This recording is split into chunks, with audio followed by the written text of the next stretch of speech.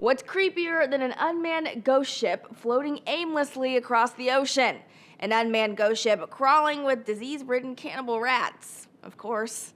Thursday, several British outlets, including the Daily Mirror, declared an abandoned cruise ship named Lubov Orlova, filled with, all caps, cannibal rats, is headed to the British coastline. The dramatic story quickly caught on.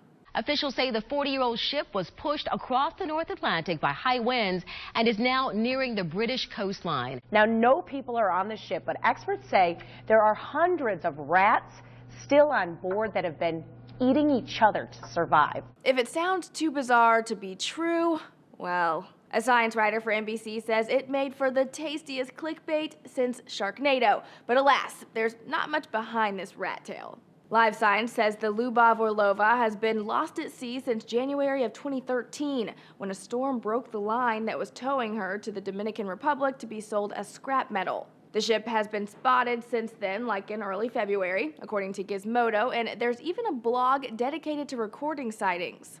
Most of the ship's life vessel emergency beacons, which are designed to activate when they hit the water, haven't gone off. According to the International Business Times, this means the ship probably hasn't sunk. But Salon reports it's mostly conjecture that the ship is headed to Britain or Scotland, as there's been no recent sign of the ocean liner. And now to the fun part, the cannibal rats. Many news outlets have quoted an expert who says rats are on board, and that's actually probably true, but here's where the idea came from. A Belgian salvage hunter named Pim de Rose has been searching for the ship to harvest the estimated $820,000 worth of scrap metal, according to NPR. The Sun quotes him as saying, "She is floating around out there somewhere. There will be lots of rats, and they eat each other. If I get aboard, I'll have to lace everywhere with poison."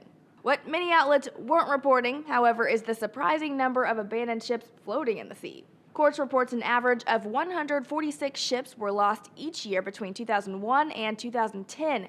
Even with 42% of those ships sinking, there are a lot of ghost ships haunting the waters.